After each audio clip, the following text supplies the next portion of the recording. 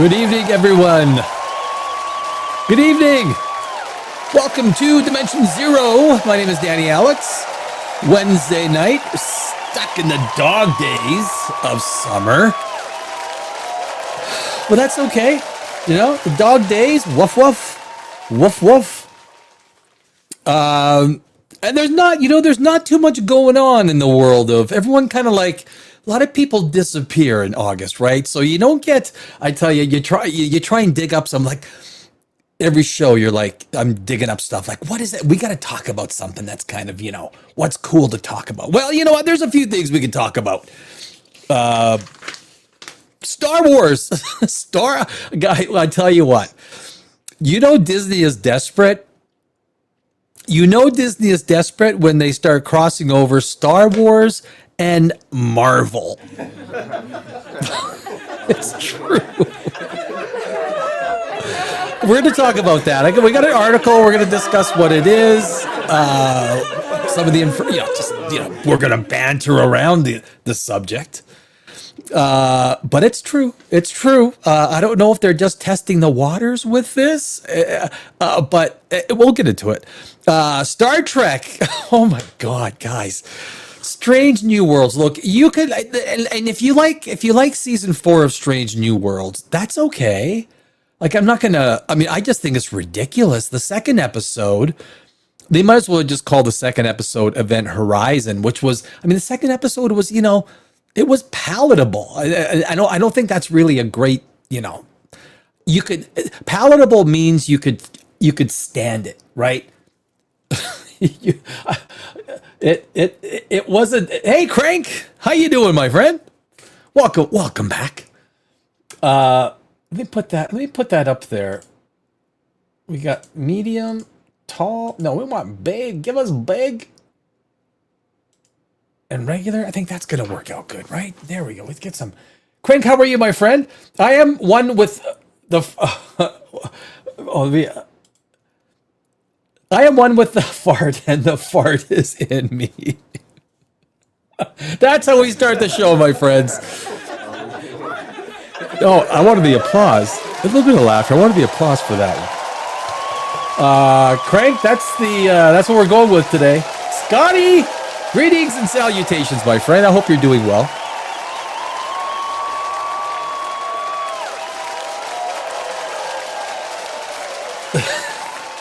Time to get prosted. Oh, you know what? I have been so sleep deprived. When I wake up, and so luckily, I don't know if you guys are gym people. I am. So tomorrow morning is a day off from the gym, and I'm thanking. I don't know who do I got to thank for that, but yeah, there's some days that I'm sleep deprived, and I was looking at the video last night. At the end of, I could see was I gonna fall asleep? Oh, no, not gonna fall asleep, but I think I was noticeably. I don't know, Scotty. So I got to be careful on the days where I'm a little tired, not to get too prosted. If you know what I'm saying. But I'm not a big sleeper, right? I forklift every day. Damn. Forklift.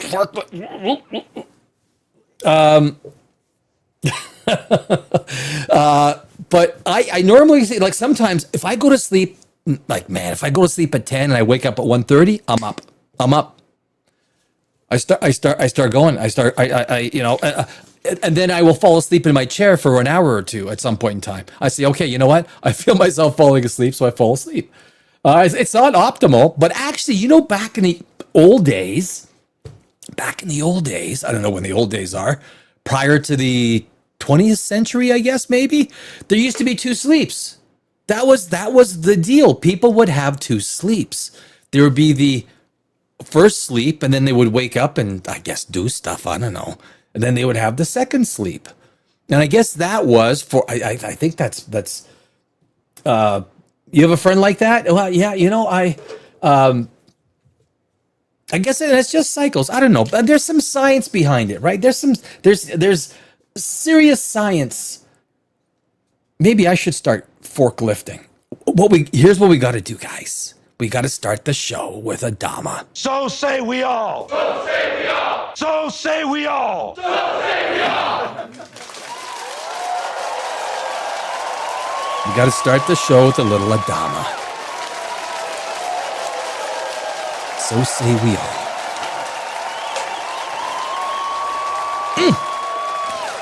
Star Trek. Star Trek. We get the new.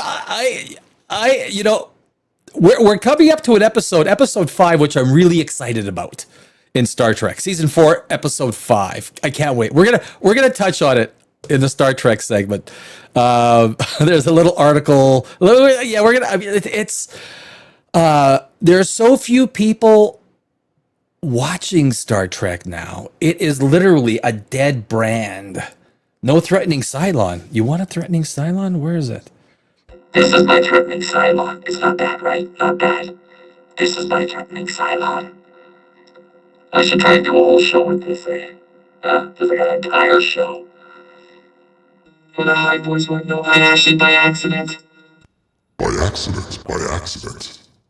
By accident, I did a show on this voice. I didn't know it was on. That was the whole show I did with that voice. Needless to say, I was wondering why people were coming and going so fast. Like, damn, it happens. It happens, right? It's like having no volume on the mic when you start. You got all these buttons everywhere. You know, you gotta keep it. You gotta keep focused. You gotta keep centered. It wasn't wild. People didn't hang out very long. It's pretty irritating, I think. But Star Trek, and happy Wednesday to everybody. I do have, and as you see, I don't know if you can see, I only have like a third of a cup of wine, a little bit of salud, a little bit of prost, a little bit of cheers. What else do they say across the world? What do the Vikings say? I forgot what the Vikings say. Skull, right? The Vikings, skull. So I got a third. Start with a half a cup of glass of wine, just a little bit, not too much, a little bit of fermentation. And so I thought we'd also do just a few fun things. Tom Cruise, the top 5 Tom Cruise sci-fi movies. I like Tom Cruise. I do. I'm a big Skull. Yeah, I'm a big Tom Cruise fan. I wouldn't say big. I like Tom Cruise. I do. I think he's, he can make it. Although the last 2 Mission Impossibles were dreadful. And and I look at it from a screenwriting perspective, right? The amount of exposition, half the movie is the guys just sitting around talking about what they have to do to get, it was kind of like Tenet. Tenet was the same thing, which I maintain Christopher Nolan is one of the worst screenwriters. He is one of the worst screenwriters out there. Not very good. And I would argue that, but it's, and then also, did you guys know that Tom Cruise, you see Young Guns? I love the 2 Young Gun movies. Love them. Tom Cruise was in Young Guns, and I got the clip. To show everybody to prove Tom Cruise was in Young Guns. Thomas Cruise. Yep. We're going to do a Spider-Man box office check. That's the big news in movies, right? Spider-Man box office. Woo, it is rocking. And maybe if there's some time, we'll touch on Hot D, the finale. But I don't know if there's, the finale was good, basically, right? So before we start, So say we all. Adama will start us off. Yeah, baby. I wonder how I do. Yeah, geez, how are we doing to do this that way? Oh yeah. Have you seen the trailer to Blade Runner 2099? I have. I wonder. You know what? Should I play it? Have you seen it, Craig? It sucks. It's gonna suck. It's like, oh my god. I don't hold up. Hey, Roger, Roger David Anderson, my friend. Good to see you, Roger. Thanks for poking your head in and hanging out.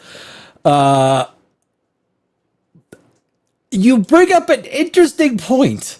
I did. You know, hold on. You know, before.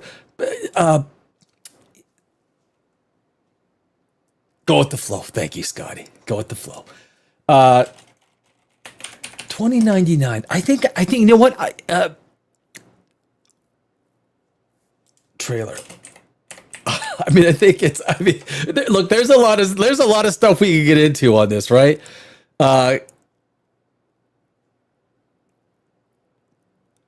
Official teaser. There we go. Prime Video. 2 weeks ago, this only got 1.1 million views. That's it. 1.1 million views. I'm not holding. Yeah, don't hold your breath. We'll be. Yeah. Don't hold your breath for this, baby. You want to watch it? Let's watch it. Okay. 2099 Blade Runner. This is a Prime original, Amazon, and dude, the head actor S is a transitioning guy, right? It's a transitioning guy, right? Is that what's that? You know, I think like anyone. Look, if that's your choice, you go ahead, you do it. Like you go ahead and do it. Like if that's your thing, I mean, it's go ahead and do it. As long as the lifestyle and everything isn't shoved towards us. Now, I don't think, but they're making a statement through casting. They're making a statement through casting. That's what they do in Hollywood. They make a statement through casting. They try and make a statement through the political topics that they shove, the woke, the DEI, all this stuff, all this crap. Instead of just making a great story, they shove this stuff in, right? And it drives me crazy because you could have quote unquote diversity. Oh, and there always has been diversity. Well, maybe not always, but I mean, you can go back to the 90s. Anyway,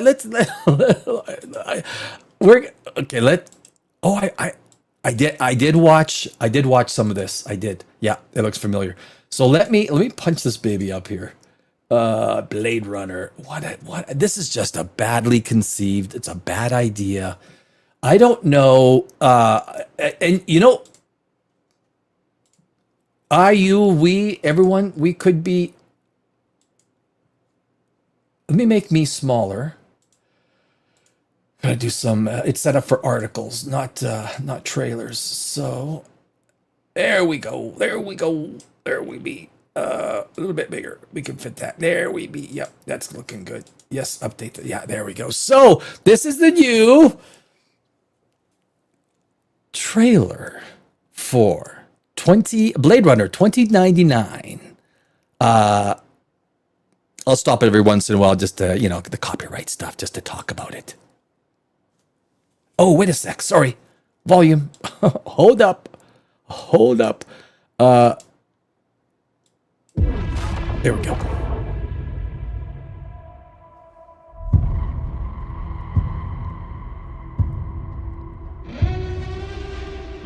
We already fought a war. We lost. Ridley Scott, as he gets older, I gotta say, Ridley Scott is kind of, he doesn't have the same magic he once had. He is one of the best directors, one of the best producers when it comes to period pieces. Even though Napoleon sucked, I didn't like Napoleon. I did not like what they did with Napoleon. And I think, what's his name? Joaquin Phoenix was totally miscast in that. But it's just convincing period pieces. It looked like 17th century, 18th century, 19th century, 19th century Europe, right? And you take a look at the world building, and you gotta think, if you were the director, how would you create this picture? How would you create that? It takes a lot of skill to understand cameras and angles and, post-production and all that. But it looks pretty good. It looks at least pretty good. replicants. They keep taking it all away.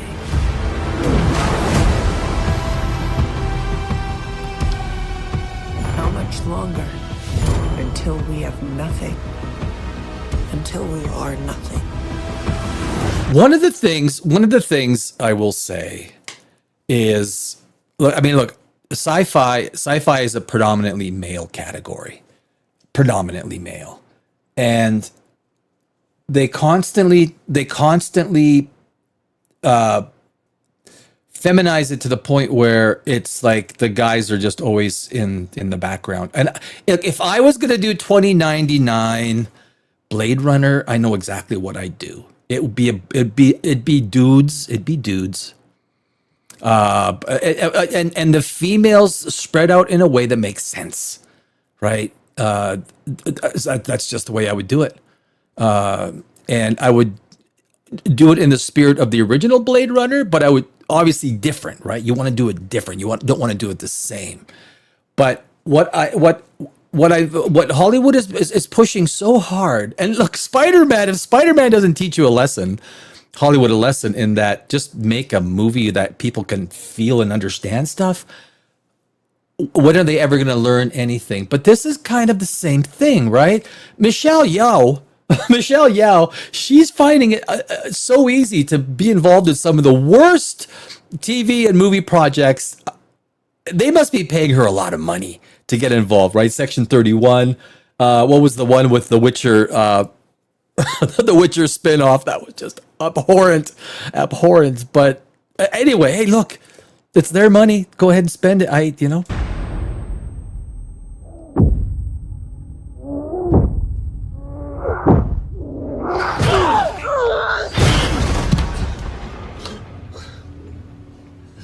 All right, that's pretty cool.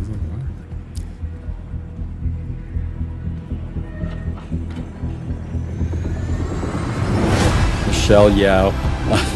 What was the Witcher? I remember doing the review on that. The Witcher, Blood Origins. Remember that one?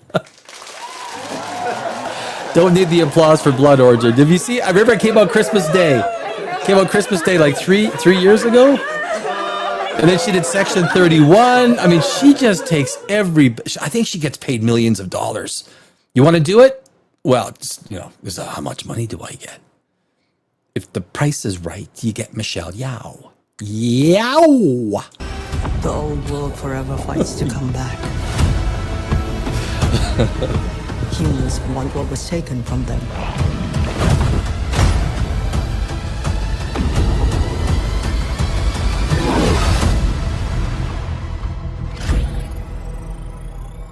But it's our time now. I mean, it's a female-based sci-fi. I don't look. Science fiction is predominantly populated by fans that are male, and it is a type A male, type of. And look, and the female fans, that doesn't say female characters can't be in it. I'm not saying that at all.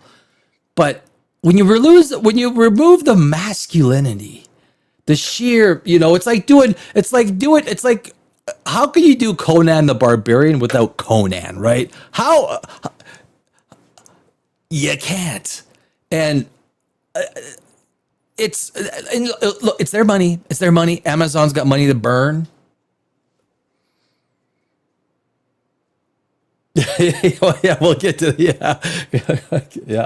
Hey, Ben Feister, welcome, my friend. Blade Runner 2099. I don't know. November 25th. I don't. There you go. I don't know. I'm gonna do a little bit of laughter. You're nothing but garbage! That's what you want, you're garbage! So that's interesting, right? That's yeah, that is, I don't know.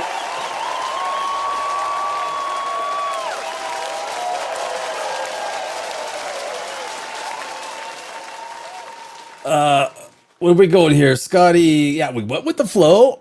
I'm not holding my breath for it. No. Crank, I'm reserving judgment, but I'm tired of eating the shite sandwiches. Yes.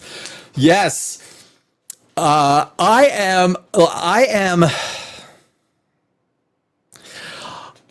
would venture to say that the concept of diversity shouldn't be something that you force, push, and make a point of saying, hey, look at this, let's divide everyone up and count. Well, that's actually that's the bad stuff, right? Back in the day when you used to just have a movie and you had a mix of characters. Well, today it's like we'll count exactly. We'll count. We'll check boxes and we'll count how many how many people we got in every category.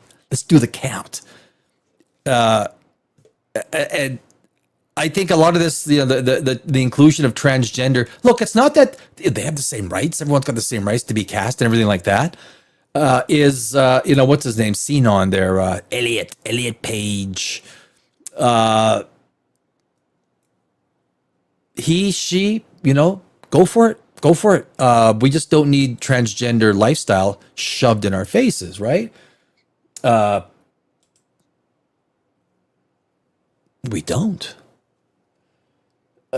There's the man, Ben Feister, my friend. How you doing?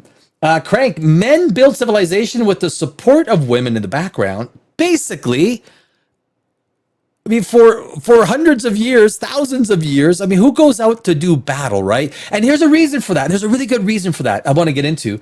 Of women in the background, that's simply the truth, but they want to train us differently. And there's a big reason for that. Why did women remain in the background? Because during, as all of our wars, right, men took their battle axes and their swords and they went to go cut each other up.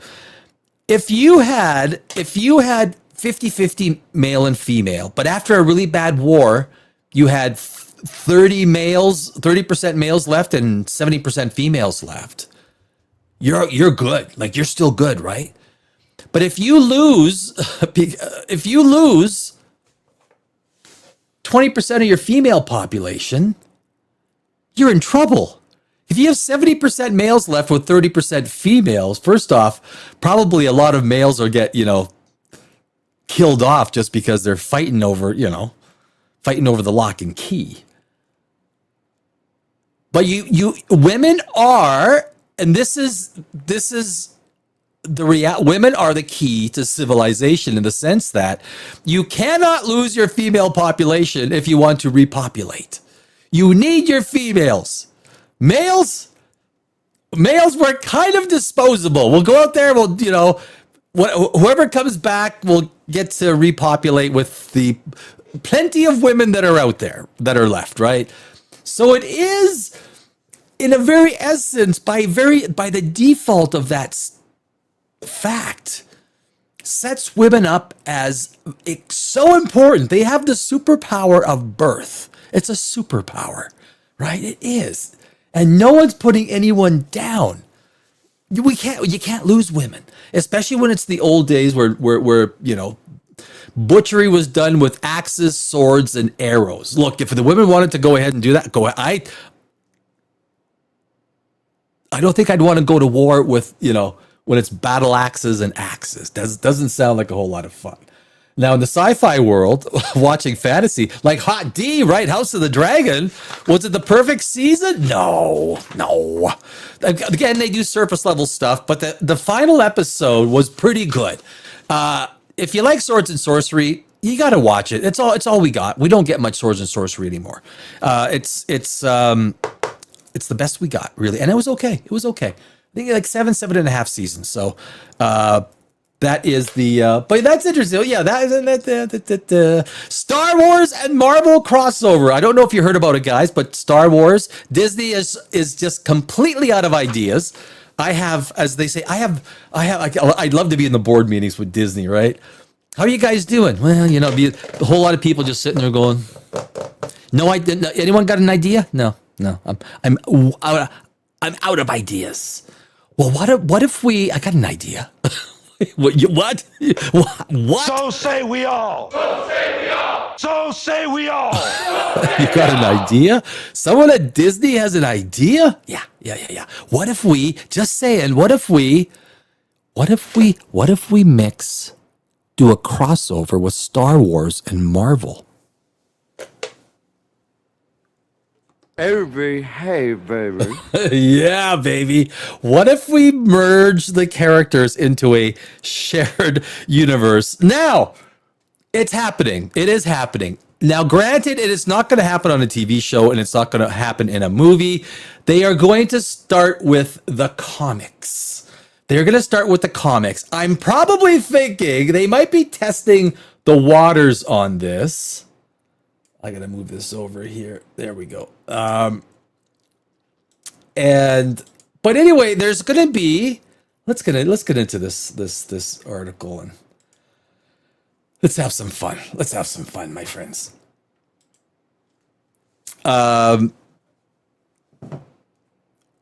Oh, we gotta get to the top. I must have been reading it in the. My mouse is so sensitive.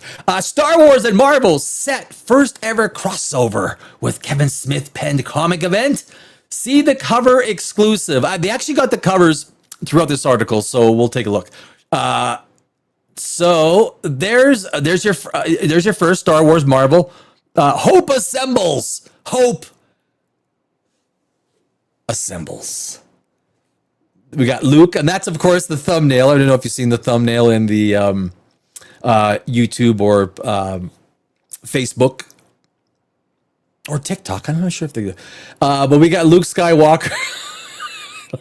Luke Skywalker there with Cap, Hulk in the back. We got Spider-Man. That's the Spider-Man suit they did in Spider-Man, right? That's like why did it take them so many movies to finally get to the real Spider-Man suit?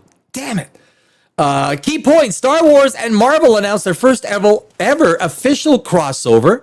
Kevin Smith writes a 5-part limited comic book series, Hope Assembles, with art from David Marquez. The drunker I get, the better my Spanish gets, by the way.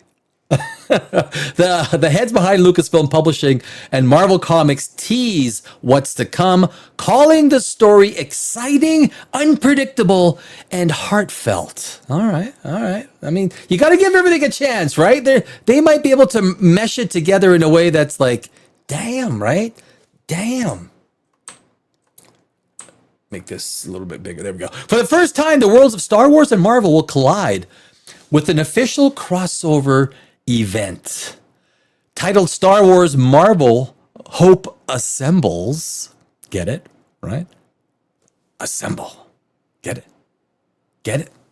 You're nothing but garbage! That's what you want! You're garbage! Damn, all right. The 5-part limited comic book series will launch in January 2027. Entertainment Weekly can exclusively reveal. I know Geeks and Gamers had the same. They must have lifted the article. Figures like Chewbacca, Han Solo, Luke Skywalker, and Princess Leia will join Earth 616, the primary continuity in which most stories of Marvel Comics take place, and mingle with the likes of Captain America, Black Widow, Spider-Man, and the Hulk. Meanwhile, Doctor Doom and the Marvel Rogues Gallery will join the likes of Darth Vader and the Galactic Empire. And here's our next image. Oh no, wait, that's the same image, right? Yeah. So this is the first comic book cover. Iron Man in the back. We got Doctor. Well, yeah. I think Thor.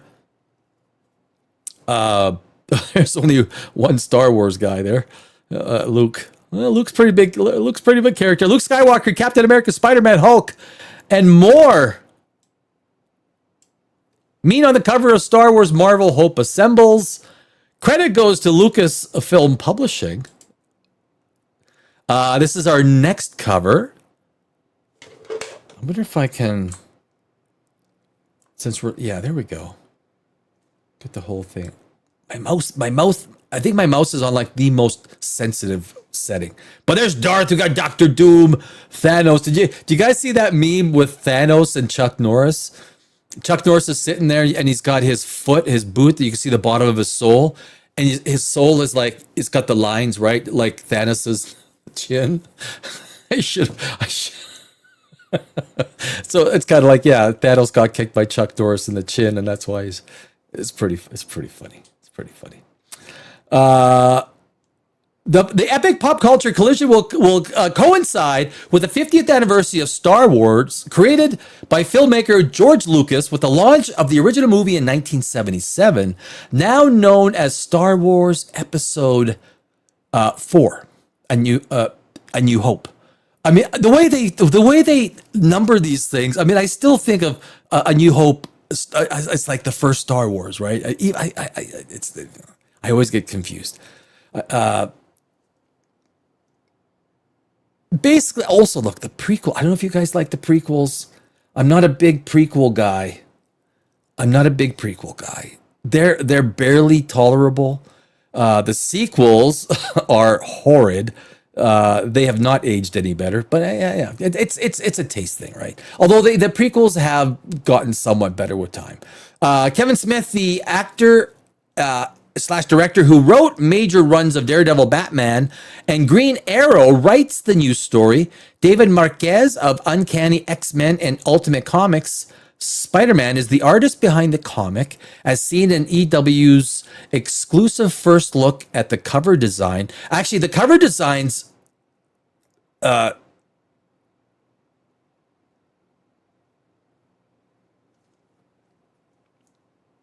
look okay. I don't know if they're good, but they look okay. Back in the early 80s, I had a subscription to Marvel's Star Wars comics, and as fun as it was to follow the continuing adventures of Luke, Leia, and Han, I always wished that Spider-Man and Doctor Doom could cross over into their cinematic saga.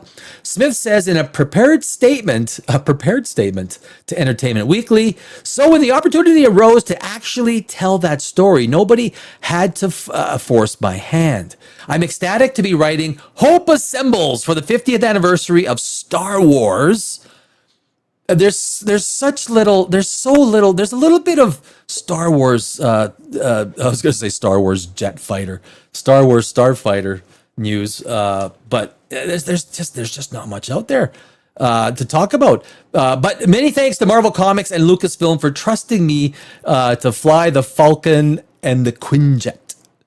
There's the other, I don't know what you guys think, but I'm not, the art isn't inspiring me.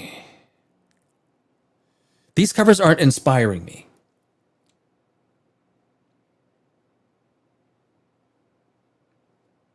Yeah, Crank, you might be right. This is the other, Black Panther, played by Justin Timberlake.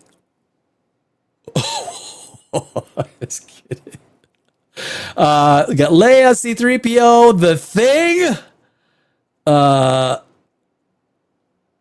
and what's her name? The invisible girl there. Hope Assembles will anchor the Star Wars franchise firmly in Marvel's 616 universe as Earth's mightiest heroes see the events of A New Hope unfold on Earth and before their very eyes after a reality-shattering spell, according to a logline. I got the logline. All right. The first issue will launch January 2027, with each subsequent installment dropping every month. The fifth and final issue will arrive in May 2027.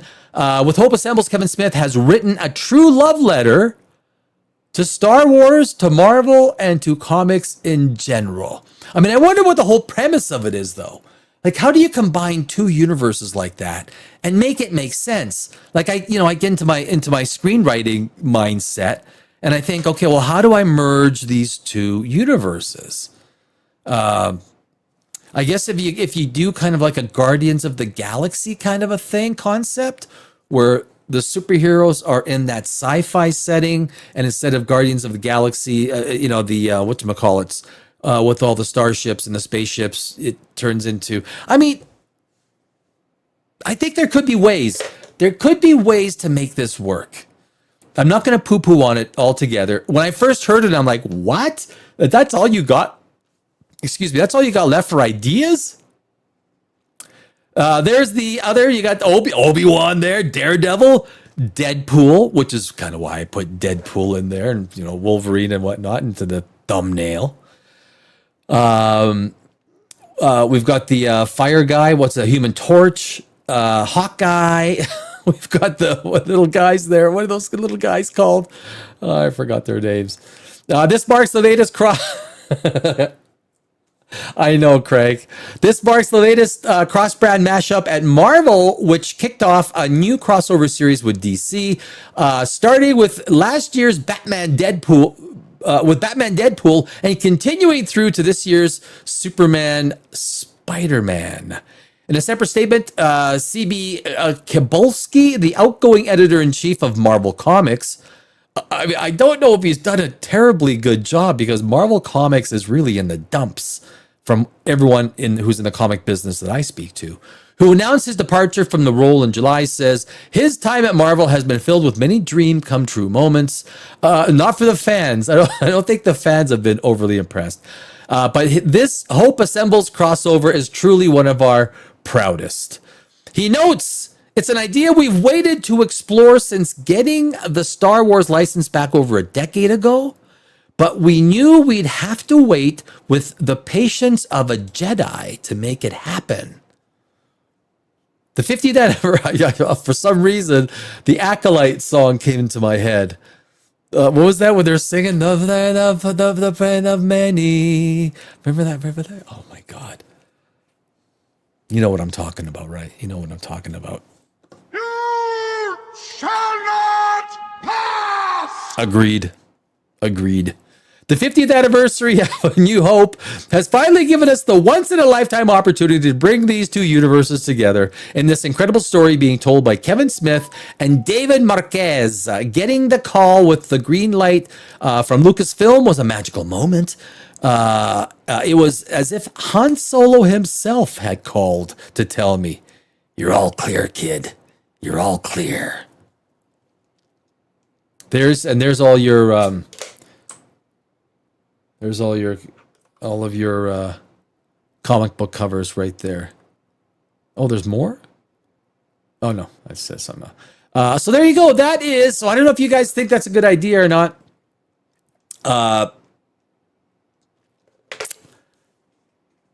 There's your Let me pull in. Let's look at the covers just one more time here. So this is the first cover.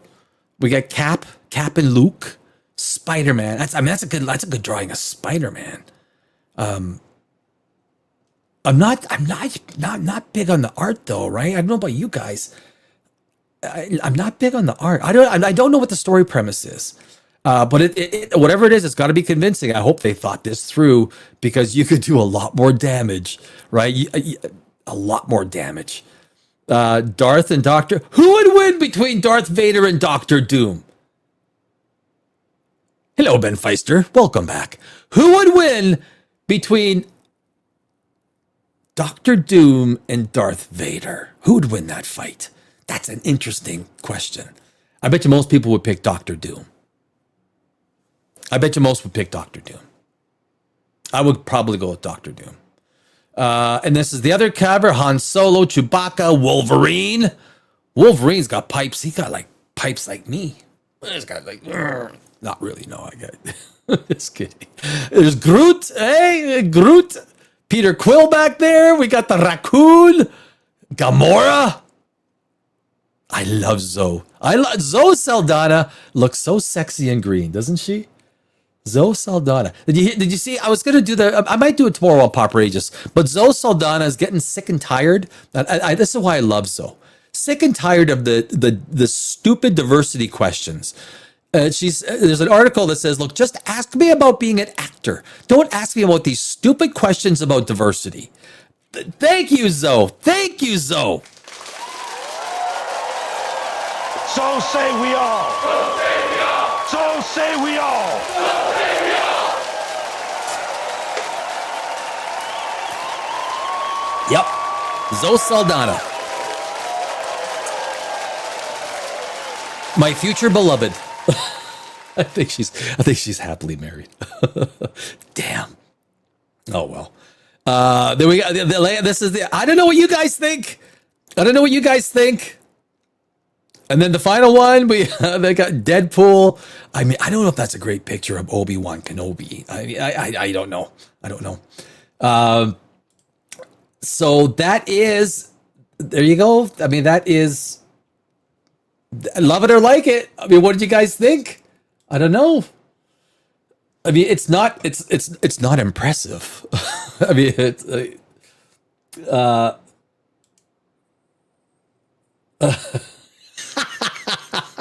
it's good God, someone need, yeah, Roger, you nailed that one, baby. Yeah, someone needs, I'll tell you, it's not my first look. You've got so many characters, right? You got so many characters in these universes. And you're telling me, have you run out of ideas for the characters in their respective universes that you got to combine the universes for an idea? Okay, I mean, that's if they do, I'm checking out. I am glad I still have my VCR and my 80s and 90s movie library. George Lucas must be dying right now reading their crap. I think George is checked out. I think George absolutely checked out, right? He's done. George is done. In every interview that I've seen him, he's like, he doesn't care. Look, he bought it. He wanted the exit. He's in his early 80s. The best thing is for him to do is to check out, right? I got nothing to do with this. Don't ask me to get involved. Which was what I would do. Like, look, they took over, man. What are you asking me for? They took over. I got nothing to do with this. Even Stan Lee, what would Stan Lee say? Actually, he'd probably like it. He likes everything weird. And A New Hope was 3, and The Empire was the best of all. What was number 2? What was number 2, Crank? The Empire Strikes Back. A New Hope was the 3rd best. So what's the 2nd best? I think those are like the only 2 good ones, aren't they? Like really the only 2 good movies. Empire Strikes Back is excellent. I mean, yeah, that's crushing the dreams of childhood movies. One new movie at a time. One new comic book at a time, in this case. One new comic book at a time. I return. I think that's a good thing, my friend. Thank you. Welcome back. Wait, Star Wars and MCU crossover? This better be a troll. It is, yeah, well, as you see it is real, but it's only the comics. Yeah, hell no blending MCU with Star Wars, just no. And I think Dr. Doom would end Vader in a second. There you go. And that I probably agree with you there, Ben Feister. I think I agree. I think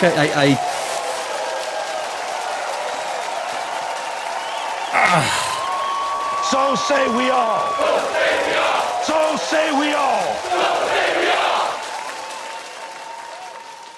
That is the cry. That is Dimension Zero's tagline now. So say we all. My friends of Dimension Zero. Thank you all for supporting me, by the way. I mean, it's great to have fun with peeps.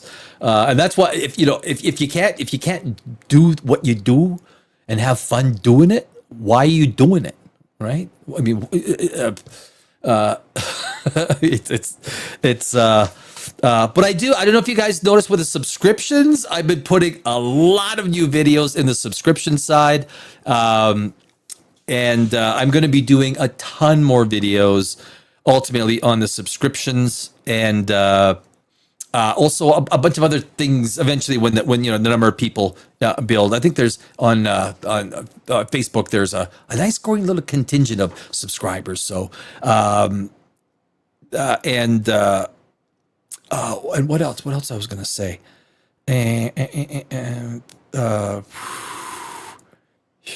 Oh, geez, I lost my mind. I forgot. Who cares? It must not have been important, right? It must not have been important. August 12th, right? So tomorrow is the new episode of Star Trek. I don't know if you guys been watching Star Trek. My fave Star Wars film will always be Return of the Jedi. All day, Return of the Jedi. Really? The third one, the Ewoks one. You like the Ewoks one? I think I'm an Empire Strikes Back guy. The joys of youth. Yeah, yeah. I think I'm an Empire Strikes. Oh, okay. I meant A New Hope was the third film in George's stories, and Empire was the best of the initial three movies to me. Prost, Signor, Prost. Absolutely, yeah.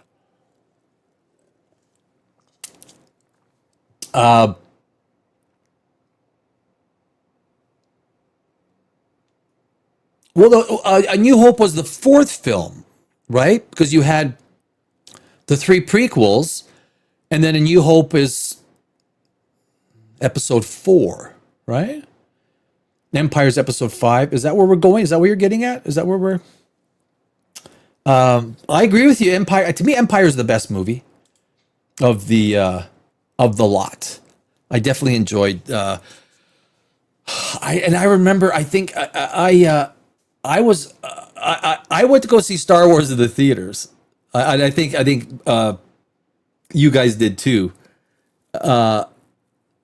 Or I think Scotty, you probably did. You're old enough to go to have seen that. And I think Crank, you too. You can go see it. You were old enough to go see it in the theaters. I saw you. I remember going to Star Wars in the theater. It was an event, right? Back then, movies were an event because it's not like they weren't pirated. Movies back then weren't pirated. If you didn't go see the movie, you wouldn't see it for at least a year on VHS or 8-track. I don't think they released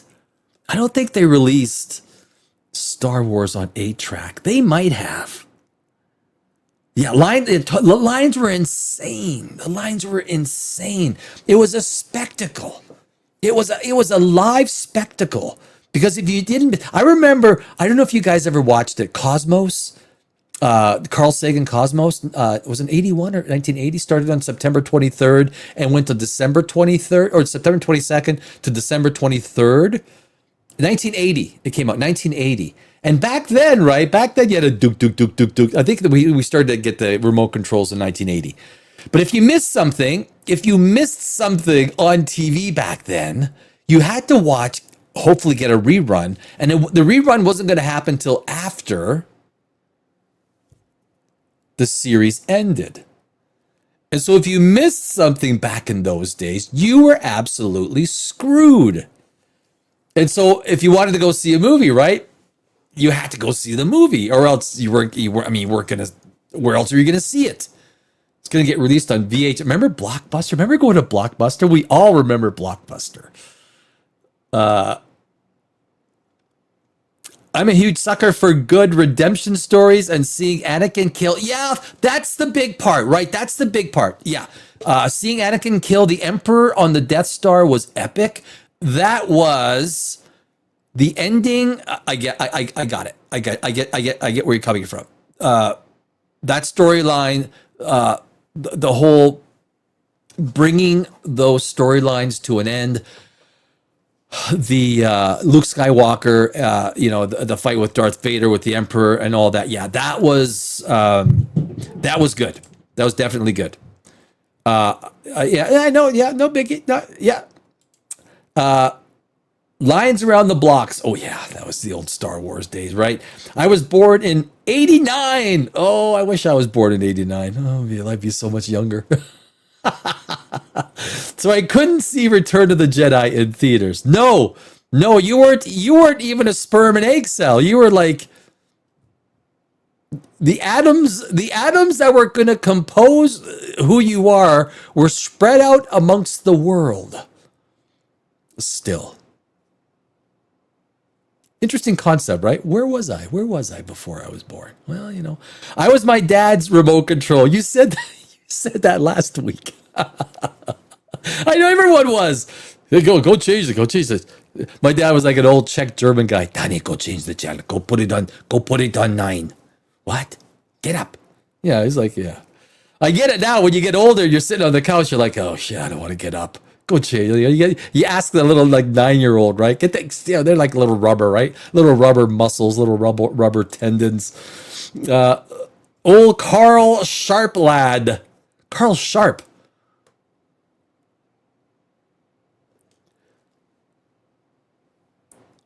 Who is Carl Sharp? Laughing my ass off. Lived in small town, wasn't bad line. Okay, small town Midwest. Oh, Sagan. Carl Sagan. Yeah, right. Yeah, right. Yeah, gotcha. Yeah. Carl Sagan is the. I'll tell you what's fun versus the. I'll tell you what's fun versus debates. Carl Sagan is easily my favorite. Was he an? Well, I don't think he was an astro. He was a cosmologist, right? Not an astrophysicist. He was a cosmologist. Was he an astrophysicist? Because there's different titles, right? You could be an astronomer, a cosmologist, an astrophysicist. You could be a particle physicist, a theoretical physicist. You could be a quantum physicist. I mean, Neil versus Carl. Yeah. Yeah. I know that Carl brought Neil deGrasse Tyson in to mentor him. That's where Neil really got a lot of his inspiration from Carl Sagan. So, which is a great way to get inspiration. I've been online debating versus showdowns between two fictional characters on Facebook. You could spend a lot of time doing that online. Carl all day. Yes, I would pick Carl. Yeah, Carl Sagan is, to me, he's the GOAT. The absolute partial to Carl. Yeah. Yep. So say we all. So say we all. So say we all. So say we all. Yeah, baby. So, what do we got next here? We had, you know what? I'm not gonna. Yeah. No. So in Star Trek, it's funny with Star Trek. You know what I'm gonna do? I'm gonna move the Tom Cruise stuff. I was gonna do the Tom Cruise stuff after the Star Trek stuff. And it's a small little segment. I just think this is the fun part. Tom Cruise. So basically, you know, when I'm jumping around and there's a total lack of news, right? So middle of August, it's not like there's a whole lot of stuff going on, right? Everyone goes away. This is like the peak holidays time. So no one's making news. No one's really announcing anything. You don't announce anything in the middle of August. Unless it's like Marvel Star Wars crossover. If you want to float that to a thin audience, you do. Yeah, that's what you do, right? You float that.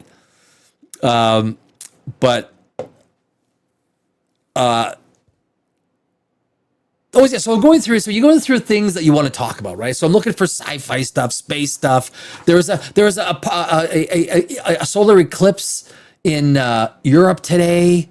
There was the meteor shower, and I guess tonight is the biggest night of the meteor shower, guys. If there's but there really is not. So I came across this Tom. You know, it was this Tom Cruise. Where is it? Where Tom? There he is. And I don't know if you guys are going to agree with this, but let's go over it. This is BGR. And we're going to share that. And then we go like that. There we go. So I don't know whether you guys agree or not, but the 5 best Tom Cruise sci-fi movies ranked. To Tom Cruise.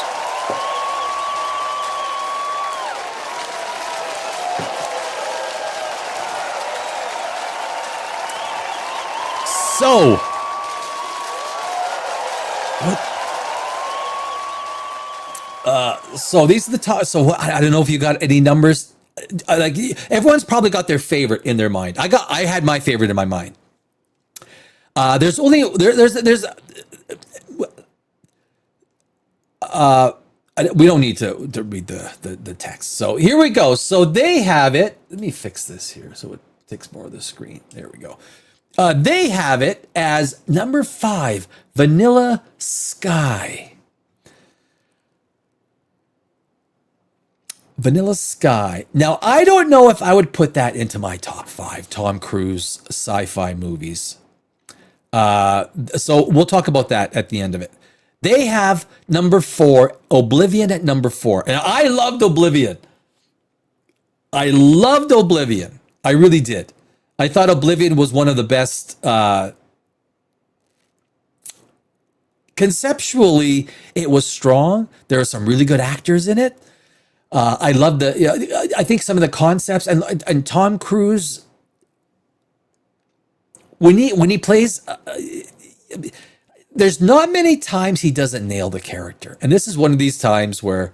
Anyway, I loved it, but I also love the music. The what was it? The 85. What are they called? The band at the end of the movie, they play the song. I love that song. I really do. I love that song. I forgot what it's called. Sometimes I pull it up on YouTube and I'll just play it. It has just a haunting kind of M85, right? M85. That's what they're called. So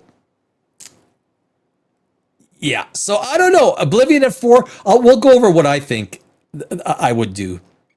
At number 3, War of the Worlds. Number 3, War of the Worlds. At number 2, Edge of Tomorrow. Edge of Tomorrow. And I don't know if you could probably guess what number 1 is going to be. Number 1, we have, yes, The Minority Report. So that is what BGR is saying is a top 5 top Tom Cruise sci-fi movies ranked.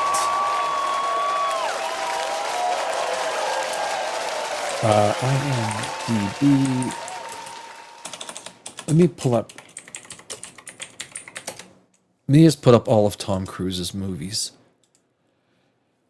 So those are the movies. Those are the 5 movies that they thought were in their size. So what they had.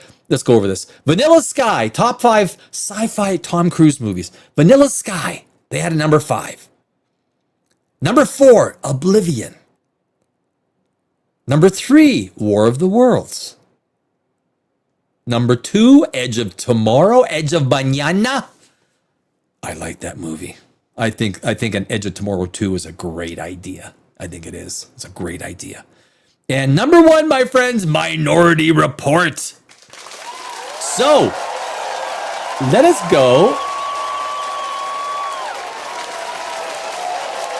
So these are all, now of course not all of these movies. Studio audience. Damn studio audience, can't shut up. These are all of Tom Cruise's movies. Top Gun Maverick is obviously not sci-fi. American Made, The Mummy is sci-fi. That's an Alex Kurtzman. Thank you, Alex Kurtzman. Look, I guess, you know. Jacker. Oblivion. Now, you could argue some of the Mission Impossibles were arguably somewhat sci-fi. I think they're probably more drama. Some people would argue that point. He finally, oh my God, you know what, guys? This used to always piss me off. Tom Cruise would not get credited for Les Grossman and Tropic Thunder. They would not credit him for being in the movie. It was always as uncredited. Drive me crazy. Finally, they put him in as credited. Holy jeez. You know, okay, I can die happy now. Lions for Lambs, Mission Impossible, War of the Worlds, Collateral, Last Samurai, Minority Report. So did they get the top 5? That's where we're looking. Eyes Wide Shut. I don't know if that's... Oh, you know what? So maybe... Young Guns. There he is. Look, Young Guns. We're going to go over that next. Tom Cruise was in Young Guns. Did you know that? I love Young Guns. Did you guys like? I loved Young Guns. Loved it. The Color of Money, Top Gun, Legend. I guess that's sci-fi. Legend is sci-fi. Legend wasn't bad. Wasn't bad. So there's the movie. So with that said, oh, you know what? This is really tough. I am almost inclined. You know what? Vanilla Sky number 5 might be okay. It might be okay. Oblivion, I would put ahead. I would put War of the Worlds at number 4. This is what I would do. War of the Worlds at number 4. I would put Minority Report at number 3. I would put Oblivion at number 2. And I would put Edge of Tomorrow at number 1. That would be my list. And if you ask me this question tomorrow, it'd probably change. It'd probably change. But that's what I'm sticking to for tonight, at least. So I would do Vanilla Sky number 5. I would do War of the Worlds number 4. Minority Report, even though Minority Report was a great movie, at number 3. It was a great movie. Oblivion at number 2. And Edge of Tomorrow at number 1. That's what I would do. I don't know if you guys agree, but that is... he hasn't really done that many sci-fi when you think about it. Like all the movies that he's done, he hasn't done that many sci-fi movies. You kind of think that there'd be like a stable of 8, 9, 10 movies that he's done in the sci-fi realm. There really isn't. Because Mission Impossible... it would be a stretch putting that into sci-fi because it's not, right? It's modern day drama. It's supposed to be, right? Anyway, right? That's what it's supposed to be. But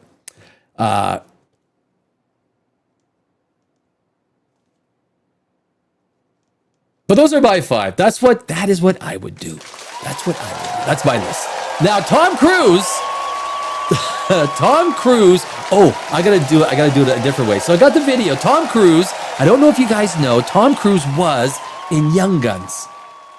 He was in Young Guns. Remember the movie Young Guns? One of my favorite movies, Young Guns 1, Young Guns 2. Emilio Estevez. He was fantastic as Billy the Kid. Actually, the whole group, the whole clan, the whole group of guys. It was just a fantastic. I will watch if I'm just going through the TV and I see it on somewhere. I will definitely watch it. I just watched Conan the Barbarian 3, 4, 5. Was it Saturday? No, Saturday. Yeah, Conan. It's on Prime. It's on Prime, free on Prime. So I watched Conan the Barbarian. Always a great watch, right? I think that's like the 58th time that I've watched it.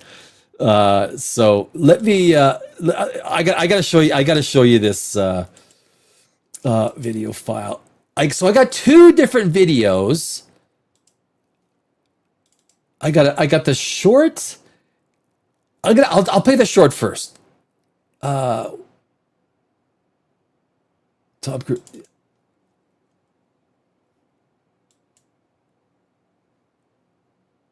Oh, hold on a sec. I took the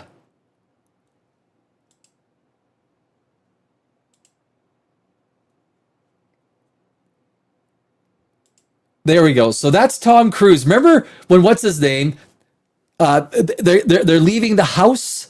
Remember they got the house surrounded and they make their final getaway. Like they throw the trunk out of the top, the second, or they turn it. I think or out of the front of the that Billy the Kid's in the trunk. And what's his name? I forgot this character's name. He comes up the side here, starts a shooting. That's Tom Cruise right there. That's Tom Cruise. That is Tom. That's Tom. We're on a first name basis. That is Tom. He takes a bullet. He takes a bullet. Here he goes. That's a good death scene. Right there. Right there. Boom. Tom, you know what? That was just before Cocktail. in 1988. So he'd already done some pretty big movies, right?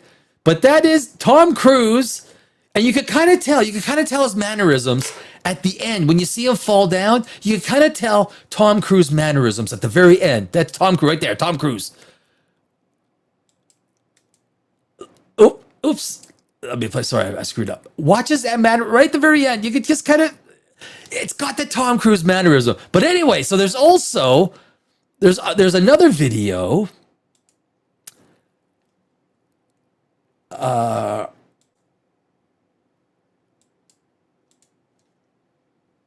That is actually full screen. Wonder if I wonder, can I take myself out?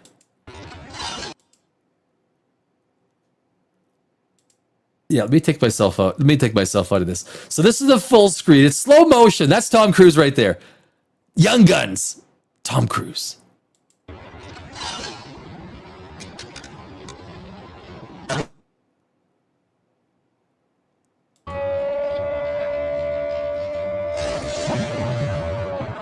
There he is. Tom Cruise takes a bullet. That's Tom. That's our buddy Tom. Yeah.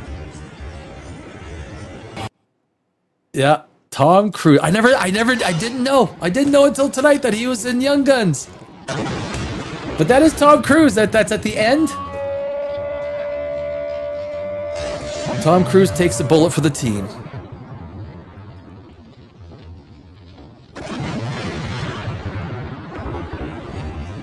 There you go, guys. There you go. Tom. I did not know that Tom Cruise.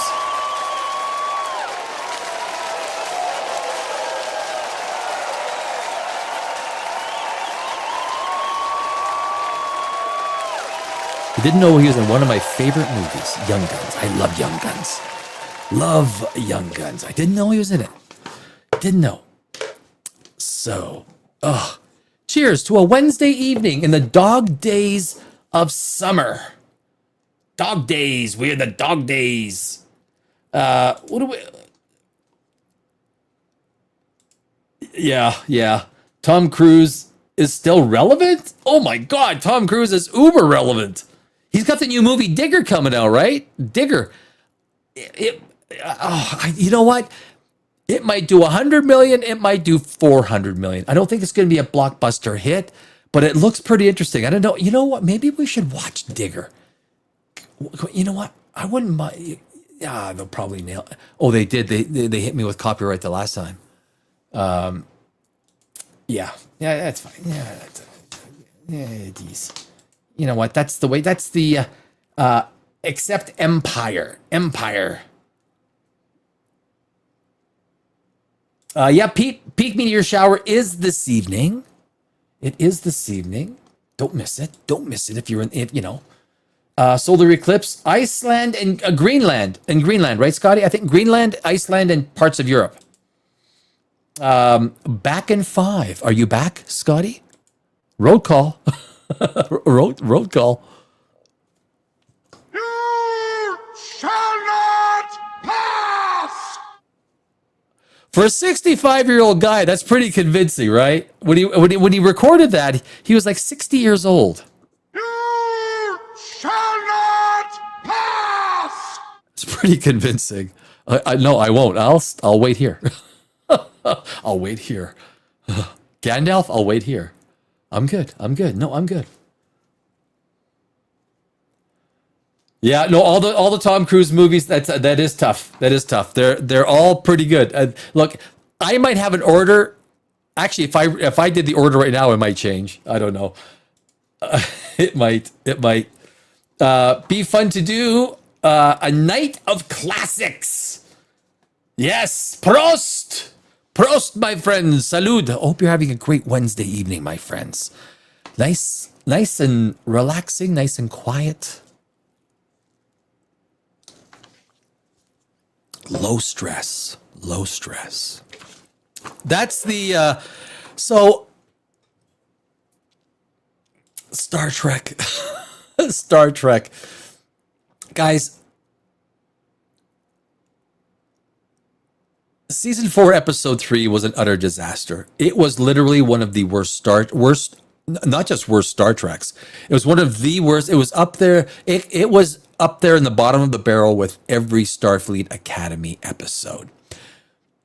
They're going on some mission, but negotiation, and they're going to stop off for some R&R on a planet where the air is hallucinogenic. It's basically, I guess, they're inhaling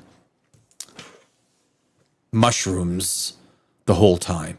They have the same outfit of the Maguto, that ape with the horn and everything that was in episode 3 of Starfleet Academy. They used the same.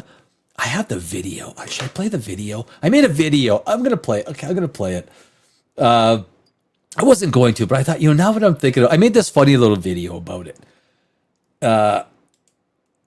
And instead of just trying to explain it, let me video file. I put it, yeah, there it is.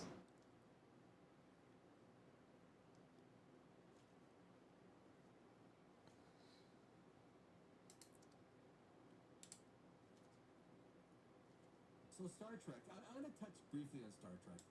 Okay, this is it. So this is a little video that I did, and I'm going to pull myself away. Star Trek. I'm going to touch briefly on Star Trek. Yeah, it looks like me. This is recorded. So it's a 3-minute video. It's a 3-minute video. So let me play this. I might release it on Facebook tomorrow. I'm going to. There we go. So this is recorded. This is not me. I'm wearing the same colored shirt. This is recorded. So this is a 3-minute video of Star Trek that I did with Star Trek with the Maguto costume that they repurposed from Starfleet Academy. So Star Trek, I'm going to touch briefly on Star Trek. Season 4, episode 3 is probably the worst Star Trek I've ever seen in my freaking life. Really? Are you surprised? They used the same costume from Starfleet Academy. Oh, hold on a sec. Oh, there it is. Dum dum dum dum dum. You see there, I have it marked, right? Starfleet Academy. This is the latest episode of Strange New Worlds, Star Trek Strange New Worlds, and they took the costume because they probably didn't have enough budget. Hey, why don't we use that costume? It wouldn't cost us anything that Starfleet Academy had of the Maguto. So here it is, guys. So I have it marked at the very top there. You'll see a Starfleet Academy, and you'll see when it switches over to Strange New Worlds, okay? There's no sound, by the way. There's no sound. Because that's probably what's going to hit us with a copyright strike. There he goes. There he goes. He goes, there's the costume. There he goes. Stupid is, stupid does, sir. That is, I forgot about the character. This is Starfleet Academy. That's the costume, right? That's the costume. You see the little girlie in the background there, right? Look, Starfleet Academy. If you haven't watched it, don't. Like, it's not. There it is. Remember that face, please. Remember that face as we move along through this video. This is still Starfleet Academy. Wait till it gets to Strange New Worlds. Like this. Okay, that's really embarrassing, right? This is a chick that you're after, and she catches you in some Manguto monkey outfit. Come on. Dum dum dum dum dum. This is Strange New Worlds. This is episode 3 from Strange New Worlds. Everyone's breathing in this air, this hallucination air on this planet. They're all going for some R&R. Yeah, that feels good. I feel high. I feel high. And then okay, where are we now? I think we're at some. Is that a tribble? I don't know what it is. I think it's a tribble. I don't know. Girl power. That's what girl power wakes up first with the. You're like, this is Star Trek? Am I watching what am I watching here? Yes, this is Star Trek. Strange New Worlds. Girl power is where it's at. Strange New Worlds is all about girl power, my friends. It's about girl power. Now wait for it, guys. Remember we just saw the monkey, the Magnetos, whatever the suit was, right? In Starfleet Academy. Here it comes. No! No! No way.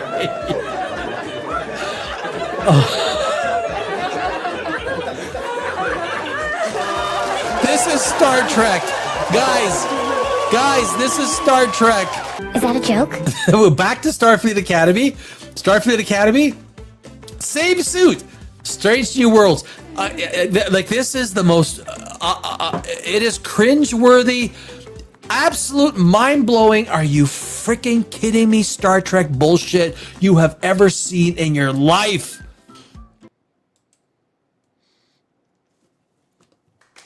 There we go.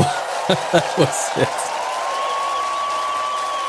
That was it. That was the video. I thought, you know, just play the whole thing. I'll just play the whole thing. I actually turned my mic off because I was snickering in the background. I was like, that is Star Trek, guys.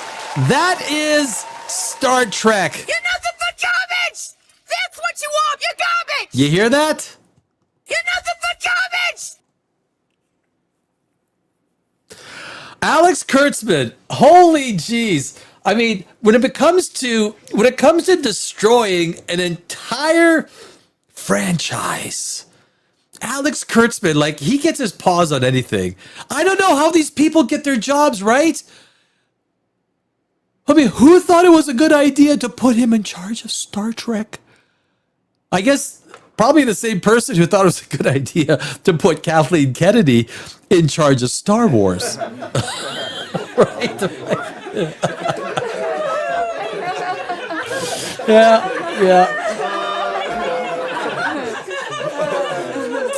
That's Star Trek. That is episode 3. It is so stupid. The episode is so ridiculous. And I was going through some of the, like, you know, some of the websites and the YouTube channels that are dedicated to Trek. They're obviously, like, they have an affiliation, right, to Paramount or CBS. Because they can't even admit the level of stupidity. You think this is Star Trek? Oh my God. But what I'm looking forward to, guys, this is what I'm looking forward to. I am looking forward to this, my friends. Yes, there is something that I am looking forward to in Star Trek.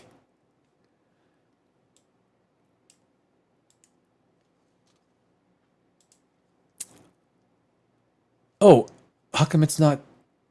Oh, I see. Let me get this. There we go. Okay.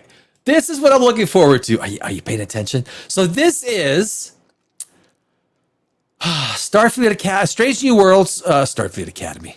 Season 2 for Starfleet Academy is coming out sometime. So buckle up, my friend. Buckle up for that shit show. But it is shocking how Alex Kurtzman, when you take a look at all the projects that he's done for Star Trek, it really is amazing that this guy has spent the better part of, 15 years? Can you imagine doing such a terrible job at your job and not even close to being fired? Yeah, no, I ruined it. Yeah. I mean, the episode 1 was terrible. The Griffin incident, episode 2, was actually kind of like your Event Horizon. But here's number 3, Human Best Friend. So tomorrow, which is in a few hours, a case of chiaroscuro. Una is mistaken for a resistance leader and drawn into a struggle against the Klingon occupation. Now, this is what I'm looking forward to, guys. Season 4, episode 5. Get this. This is one of their ideas for Star Trek. A transporter malfunction turns most of the crew into puppets while Spock fights to reclaim the ship. Oh my God.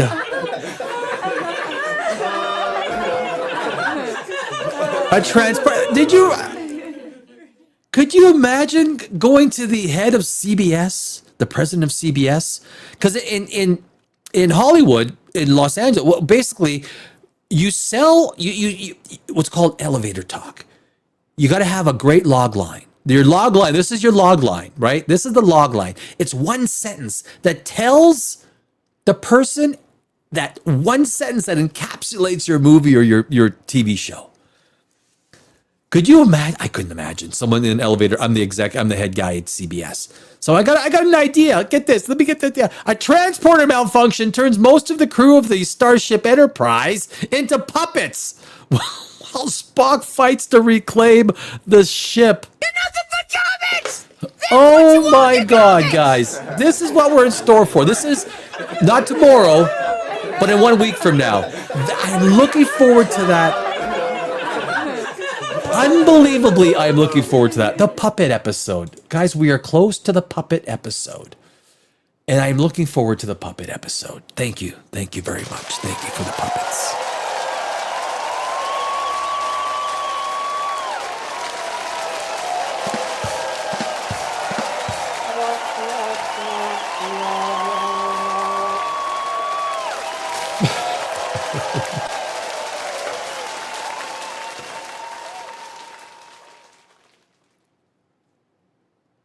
I wonder if, where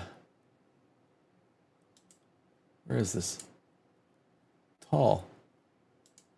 Wide. No, tall. Yeah, is that better? Is that better? Medium? Okay, there, we can see more. Yeah, we can see more. We can see more comments there, right? Yeah. I think that's better. Yeah.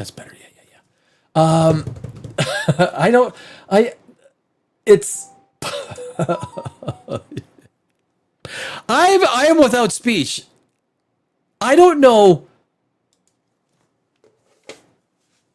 who came up with the idea. Like I'm trying to think of like like every TV show is different. It's sort of every TV show is different but the same. And so the showrunner is going to have a bunch of ideas, and someone obviously came. I'm not even sure what the name of the showrunner is on this thing. Maybe it's the puppet. Maybe the puppet is the showrunner. But someone's got to come up with the idea and say, hey, I got a great idea for a TV show for Star Trek. The transporter turns everyone into puppets. Okay. What? The transporter turns everyone into puppets. As in, like, real puppets. Yeah, like real puppets. It's a puppet show. It's a puppet show episode. And, and Spock is in the background trying to get everyone back from not being puppets back to being human.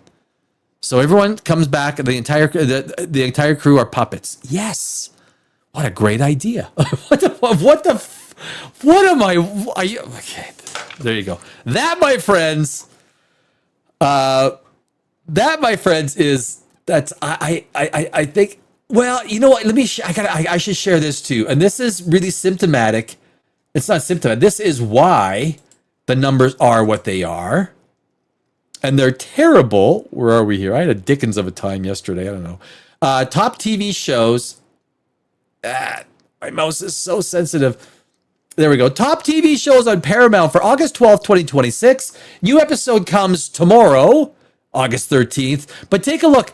Strange New World, Star Trek, Strange New World, at the very bottom. It has never gotten above 9, even when the last episode came out last Thursday.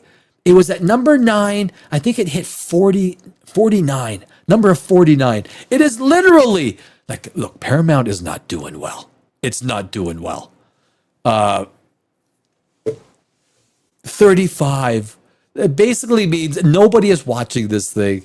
It's like friends, family, and the production crew and me. Like, no, that's it. That's all that's watching this stupid Star Trek show. Star Trek is dead, my friends. It is over. I don't know how you rekindle this thing. You got to get rid of Kurtzman right away and do a full sweep, like totally. And you got to come up with a TV show concept that absolutely usurps everything that's been done to destroy this thing. But Star Trek, I don't know if I think everyone likes Star Trek to one degree or another, right? The old Star Trek, the original series, TNG, Deep Space Nine. Some people liked Voyager, Discovery. No. No. Strange New Worlds. No. Enterprise. There's the Enterprise show. That's kind of, it's always hidden right in the middle there, right? That was the Enterprise was pre Kirk, right? It was pre Captain Kirk. So it's kind of interesting. I watched 3 or 4 episodes, 4 or 5 episodes, lost interest, and I didn't watch the rest of it. I will one day. I will one day, for sure. But guys, that is Star Trek. That's all we're going to talk about Star Trek tonight. That's it. That's it. We need to do, boy, I tell you, a third of a glass of wine goes pretty fast, Scotty. Prost. Bring back Gene Roddenberry. Can we beam Gene back as a puppet? Can we beam Gene Roddenberry back as a puppet? That's my question. That's what I want to know. I think that's possible. I think it's possible. We could get Gene back as a puppet. We could do it. So the big news is still Spider-Man. It's still Spider-Man. If you haven't seen Spider-Man, there is a reason why Spider-Man is overperforming. Anytime you, as a screenwriter or as a movie creator, as a director, as a showrunner, whatever it is, when you get the emotion side right, you get everything right. People, and this really makes James Gunn look really bad, right? If James Gunn is saying, well, you know what? Look, this is the new reality in superhero movies. All of a sudden, whenever he says that, you can always go back to say, well, what about Spider-Man? What about Spider-Man? What about Spider-Man? What about Spider-Man? What about Spider-Man? I really hope Spider-Man Brand New Day breaks the record. It breaks $3 billion. It's got a chance. It's got to stay strong. This weekend's going to be a big teller, but if we take a look at the current box office, as of not today, as of yesterday, Tuesday, we're looking at 1.7. Now, none of the international comes in a bunch every week on Sunday, so it's only domestic being added during the week. So we got $1.7 billion, $1.71 billion, call it. I mean, that is astronomical. That is astronomical. I don't think anyone, I was projecting 2.1 to 2.2 billion on this thing. No way. It might beat that total for this weekend. It might hit 2.2 billion, 2.1 to 2.2 billion by Monday, which is crazy. And again, it makes James Gunn in the DC universe look, especially after Supergirl, right? Look at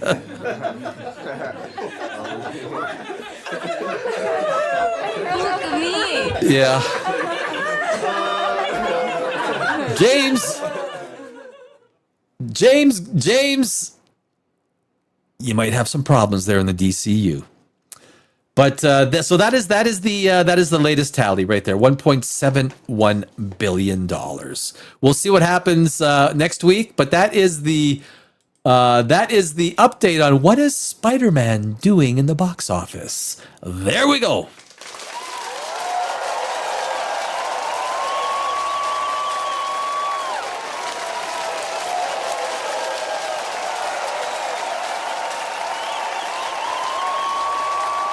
Oh.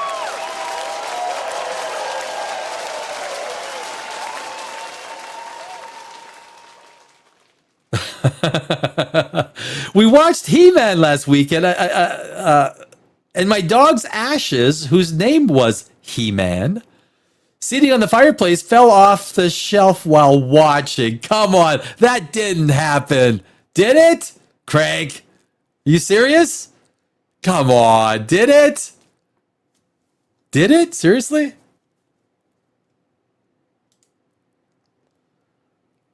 Well,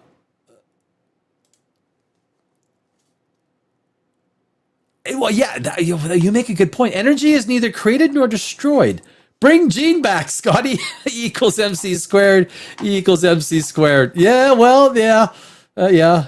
Well, and Star Trek is known for bringing dead people back to life, right? In Search of Spock. Star Trek is known for bringing dead people back to life. So We need the Genesis program for Gene Roddenberry. Look, and Gene Roddenberry, mind you guys, Gene Roddenberry was an uber socialist. Like, you talk about socialists to the nth degree. The idea that, and this is the idea that a Star Trek universe exists without money, right? There's no money in Star Trek universe. Well, who gets to live in that house? If someone has a really nice house, well, why do they have a really nice house? Why do I live in this crap house? They get a house with like an acre of land on a creek. I get a house with, what do I get? Like, who does, like, it doesn't make any sense. The economy that Gene, and the fact that you create an economy where there's no money, because all money does, the only thing that money does, it's a measuring, it's like a yardstick. It just measures. We need to measure the value of 10 pigs versus 4 cows.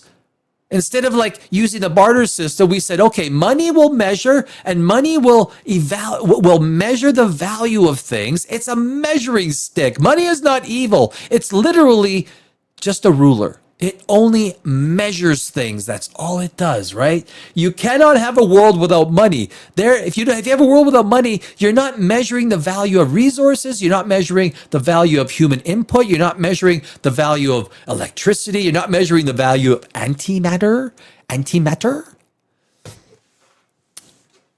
I got a video. I started doing a script on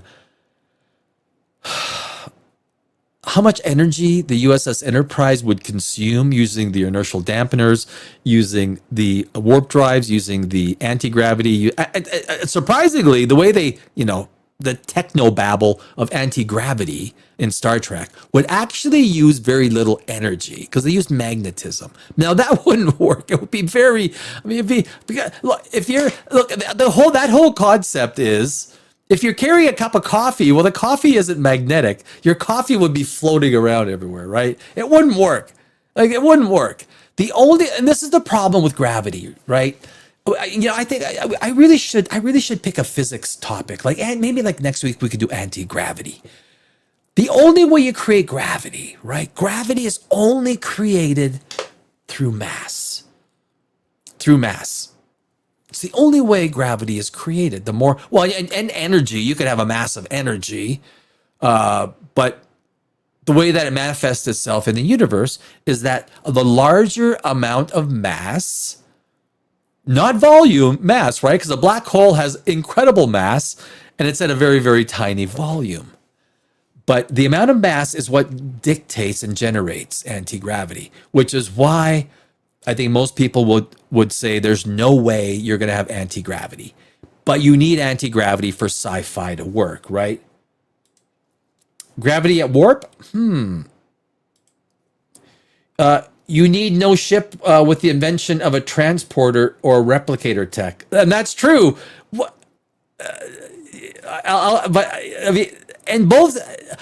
I did a couple of videos on teleportation. And there's also some philosophical concepts around teleportation. Like, do you die? I think now, just philosophically, we'll talk about that. We could talk about this philosophically. A transporter, right?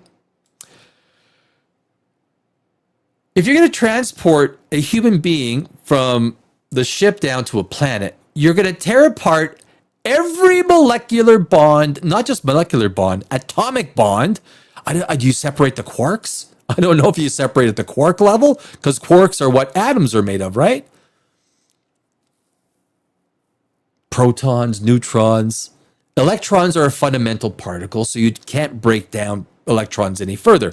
They're fundamental. So you break it all down. If I told you we tore every atom apart of your body, the person's dead, right? You're dead. You're dead.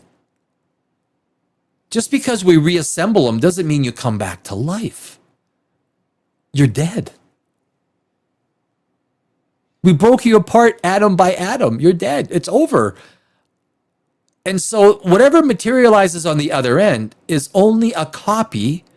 If you assume, now, if you miss even just a few quantum particles in the makeup of that body, of that person, you won't have the same person. the amount of the file size, the amount of information that will be required to take apart the human body. Oh my God, it would be insane. But you would be dead. You would be dead, and the person that is on the other side is not you. You'd be dead. You cannot tear apart the entire body. Look, if I cut you in half, just because I'm going to sew you back together doesn't mean, oh, okay, then I won't die as long as you sew me back together. Well, yeah, the second I cut you in half, you're dead. But I'm not cutting you in half. I'm cutting you into individual molecular atomic particles. You're dead. And that's the point. Teleporters are about, it's not mad science fiction. It's science it's not even science fantasy. It's science cuckoo. But at least Gene Roddenberry had the sense to limit the power of a teleporter. It was basically just to get down to the planet's surface, right? That was basically the use of the teleporter instead of using shuttlecraft all the time. It was a plot device. It was a plot device more than anything else. Wait there is a theory of gravity coming from the quantum. I did read that. Still, all we know thus far is mass affecting space-time. That is true.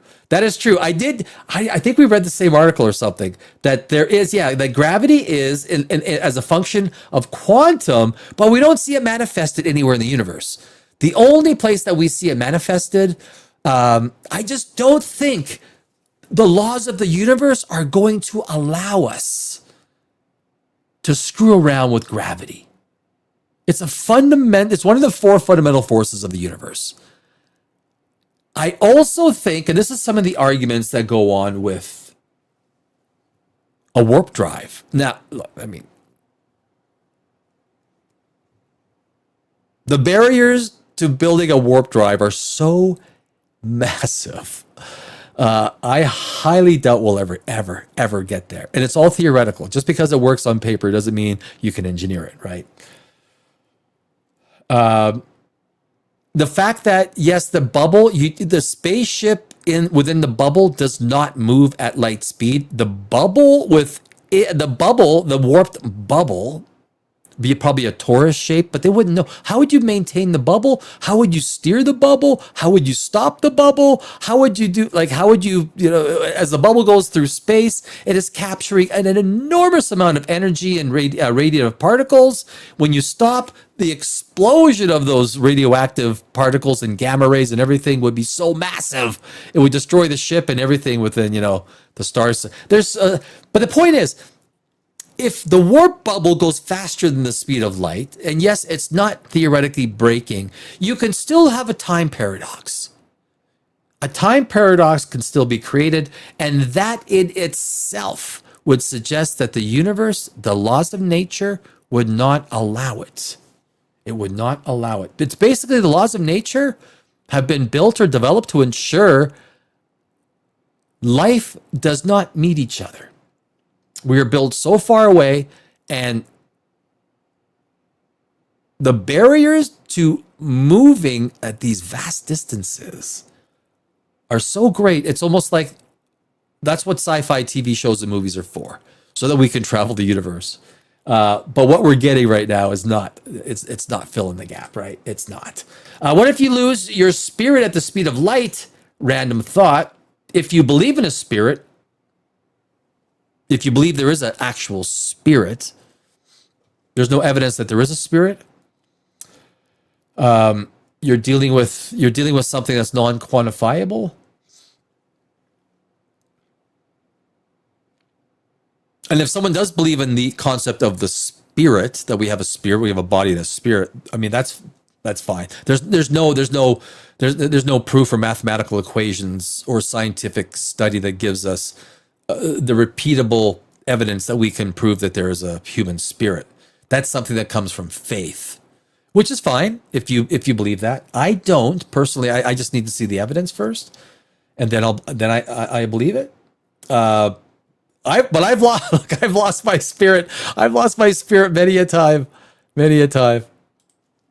Whenever my favorite sports team loses, I lose my spirit in the fourth quarter all the time. We still don't know what consciousness is. That is true. Quantify it or a spirit? There's no proof of a spirit though. Maybe that's why McCoy didn't like. Yeah, McCoy. That's why McCoy didn't like them. That's exactly right. He hated teleporters. Or is it dark matter?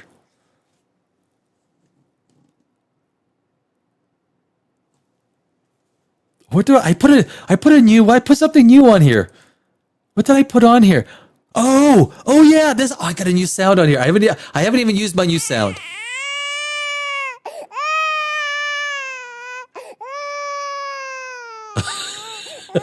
I put a baby cry. I thought, that there might be times where I may need a baby cry. Using tachyons. Isn't that a Star Trek word? That's a Star Trek word, isn't it? I escaped once. Freaked me out. We could send a spacecraft about 30% of the speed of light at best, but unmanned using a solar sail. But once it's not under the influence of a light source, you better not stop or you are stuck. That is right. And that is what Avatar, right? The Venture Star, the starships of Avatar, that's what they use, right? Big sail and the huge laser arrays here at Earth that fired a laser at the sail of the Avatar ships, so that the Avatar ships could go 70% the speed of light, so that they could get to the Alpha Centauri, Pandora moon of the planet. And but yeah, that's it's theoretically it's possible, but it's a lot of energy, and you got to build a massive array, right? A massive array of lasers around the Earth to shoot. Trek word, yep, yeah, tachyons, yeah. Look, the Trek has got so many techno babble stuff that they made up, right? What were they? A tachyon is a hypothetical. Excuse me, a hypothetical. Let me share this with you guys. So I'm reading it, but I'm sharing it as friends share. A tachyon is a hypothetical subatomic particle that always travels faster than the speed of light.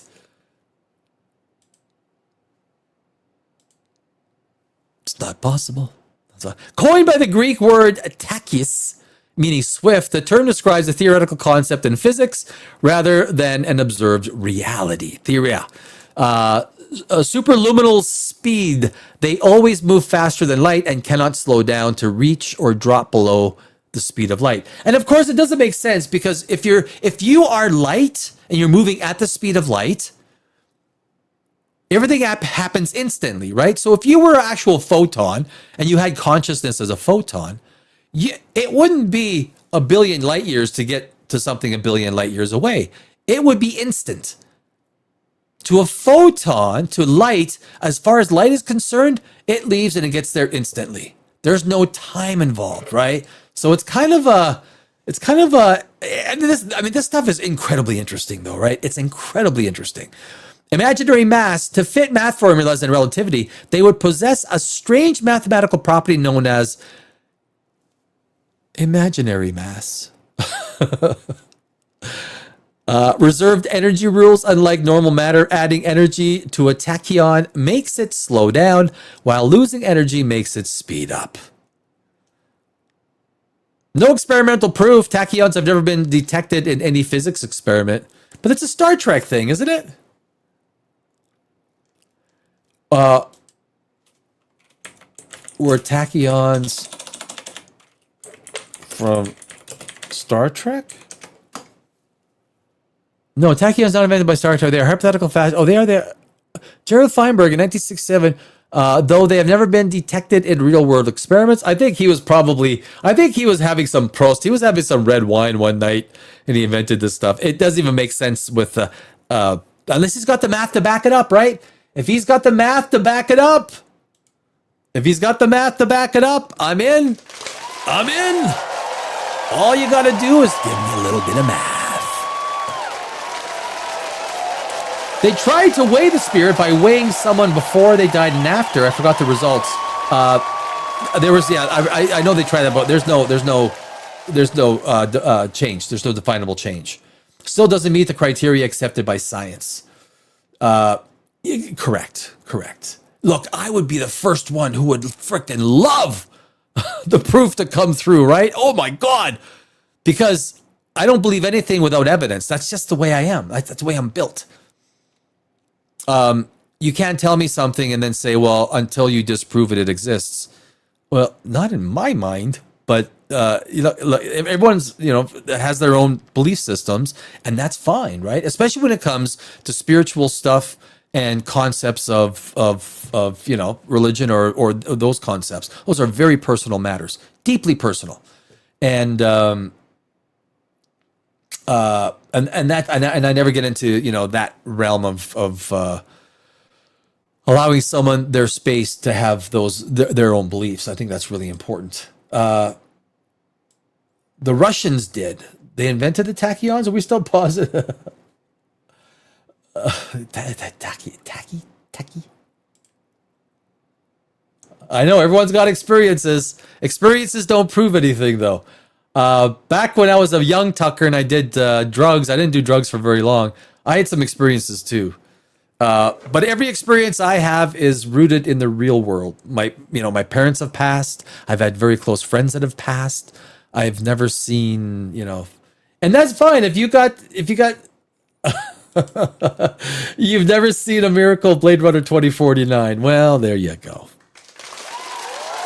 So say we all. So say we all.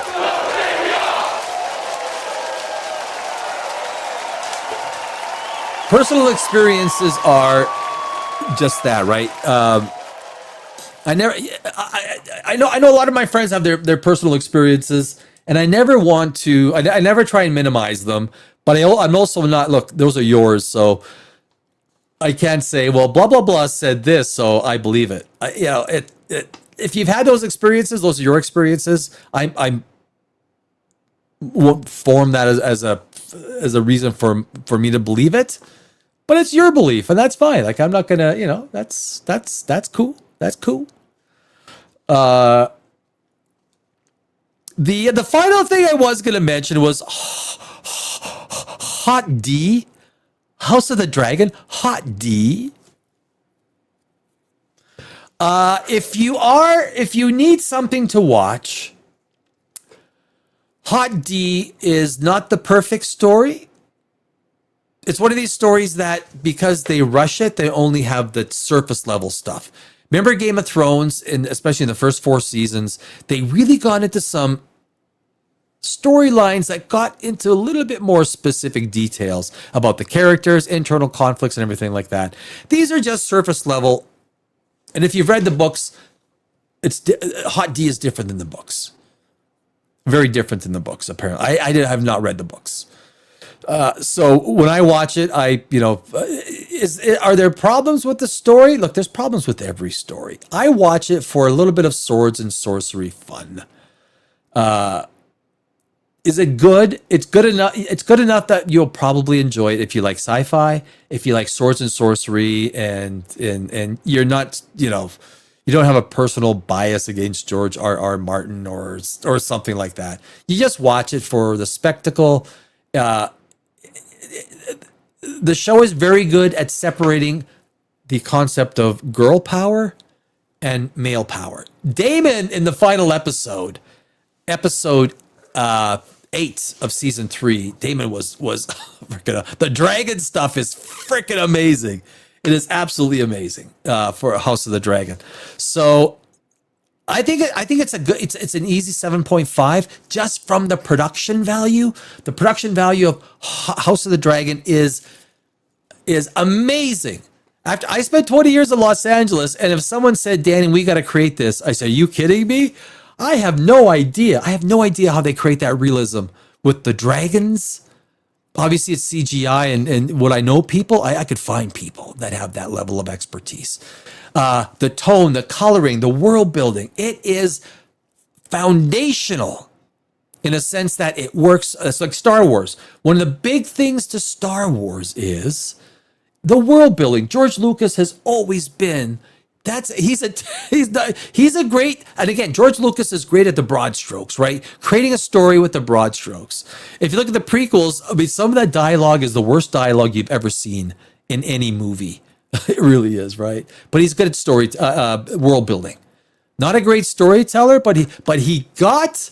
And I also heard though Han Solo, what's his name? I forgot his name. It doesn't come to mind. The Han Solo actor.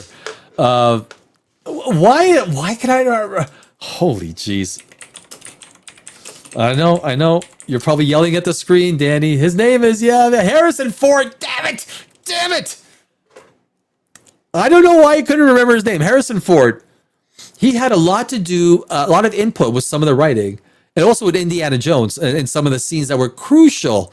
So when he was going through getting frozen, and they couldn't, all afternoon, they didn't know how to conclude that scene. It was things like Han Solo was saying, "I love you too," and all these other things that wasn't working. And then Han Solo said, "Look, I got can we just do a take?" And Leia said, "I love you," and that's what Harrison Ford made it up himself. I know, right? That was his line. Freaking brilliant. Harrison Ford he's a great actor, and I think he's got some writing chops as well. He also in Indiana Jones, the first movie, when the sword guy came out, now apparently everyone was sick on set in Indiana Jones when that sword guy comes out and he's and Indiana Jones stops and looks at him and he swings the sword around. They didn't know what to do with how to they thought there was gonna be a big fight, and then it was Harrison Ford that said, "No, that's not what happens," and he pulled out the gun and he shoots the guy with the swords. Right, classic scene. So Harrison Ford. Probably, and it was some of the dialogue and everything had a lot to do with a lot of the deficient scenes. George Lucas dialogue is atrocious. It's like Christopher Nolan dialogue. It is absolutely horrible, terrible. But what do we? Is move the. Your own experience, yeah. That's what's supposed to be. Your own experiences, yeah. Own your own experiences. Yeah, absolutely. Don't you love brain farts? Oh, shit. No. No, I don't. You shall not pass!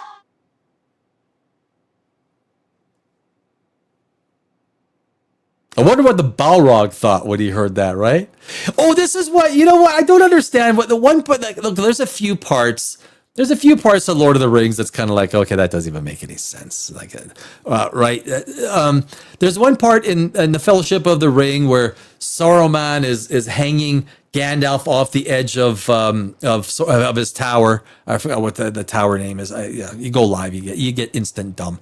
And then in the second movie, you see Gandalf when he goes after the Balrog. Fly, you fools! Fly! I gotta get that on here. Fly, you fools!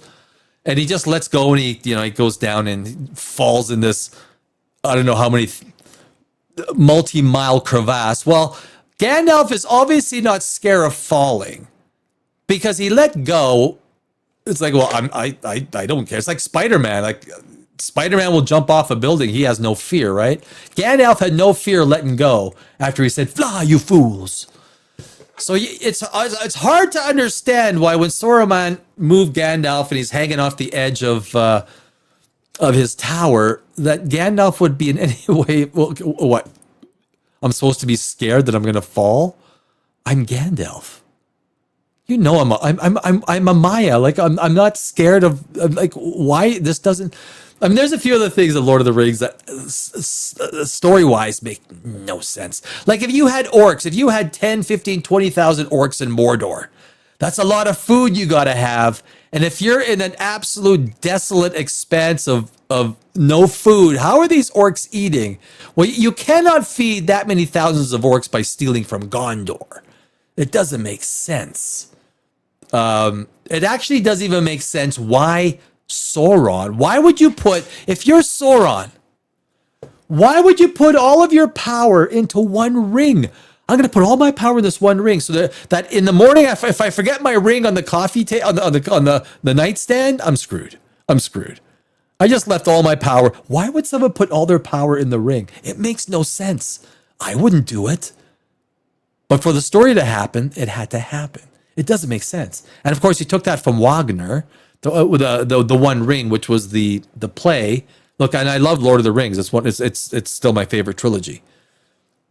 But it doesn't mean I can't go in there and assess the value of the story. And there's more things. One day we'll touch on it a lot more. We will. Do you know spooky action at a distance? What the heck is the other me doing to me? Why I ought to fork my eye? I don't know. I don't know. Remember that scene? Came back around on Harrison Ford when he reached for his gun, but it lost in another episode. Totally, yeah, right. In another movie, yeah, he reached for the gun, it's not there. Exactly. That was probably Harrison Ford in there too, right? I know Ben Feister was a big Harrison Ford fan. I think did Ben Feister go to sleep? But I think Ben Feister was a big Harrison Ford fan, right? And rightfully so. I'm a big Harrison Ford fan. Could have made a series using Gowron Klingon. Might have Gowron. What the hell is Gowron? Oh yeah, Gowron the Klingon. Right? Yes. Oh my god. For those people who are going, what the hell? What the hell is this? Yeah, how do I?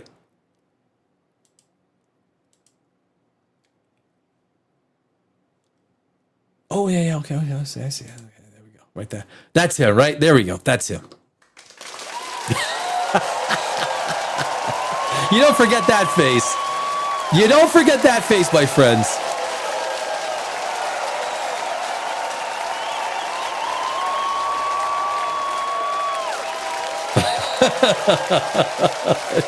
Yes.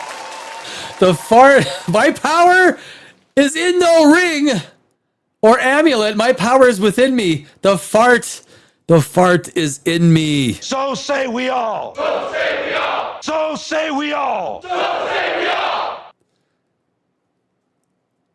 Oh no. Oh really? Oh geez. Sorry, I used that's good. All good. Easy Alpha, Strange New Worlds is the best Trek series since the original series. Now, hey, look, and that's fine if you enjoy Star Trek Strange New Worlds. I'm not going to take that from you.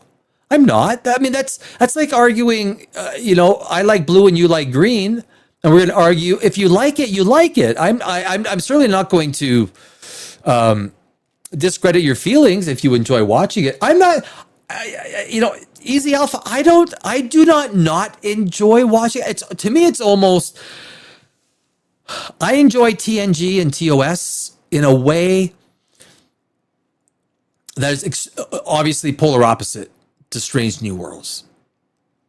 I don't like the characters. I don't like the way it's written. I don't like the concepts. I don't like the, but I find it look, I'm going to find that puppet show incredibly entertaining, incredibly in the Star Trek, incredibly entertaining, Easy Alpha. And so if you like it, I'm not here to try and convince you. That's okay. We all have different opinions, and the fact that we have different opinions is what makes us different. Dimension Zero and then my other channel, Pop Rageous, is not about conform to what I think. Look, everyone gets to like what they want to like. And if you look forward to the next episode in 4 hours, I'm kind of looking forward to it just because I get to review it. I find it more humorous than anything else, except episode 2, which with the Event Horizon episode, I kind of enjoyed it. I did. I do like Anson Mount. I like Spock. couple of the other characters are okay. So if you like, so easy. If you like Star Trek: Strange New Worlds, just because I don't, does not invalidate the fact that you like it. And I will not. I am not here to call you names because you don't agree with me. That's not the way this works.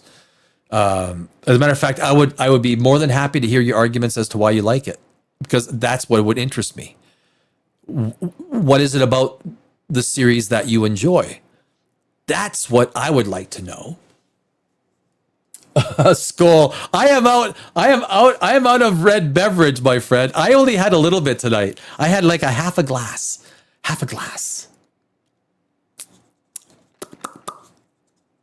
Yep.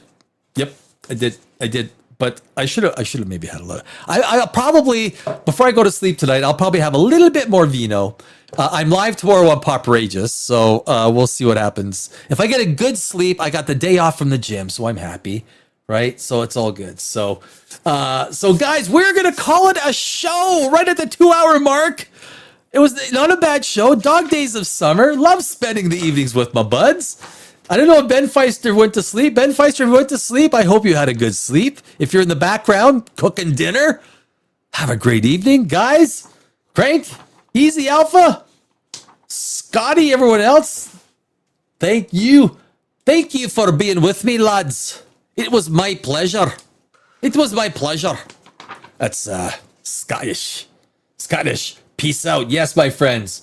And thank you for spending the time with me. I'll see you next Wednesday on Dimension Zero. I'll see you tomorrow night on Poprageous. And my name is Danny Alex. And before we leave, So say we all. So say we all. So say we all. So say we all. that's the way we do it here, guys. Cheers, y'all. My pleasure. I'll see you very soon.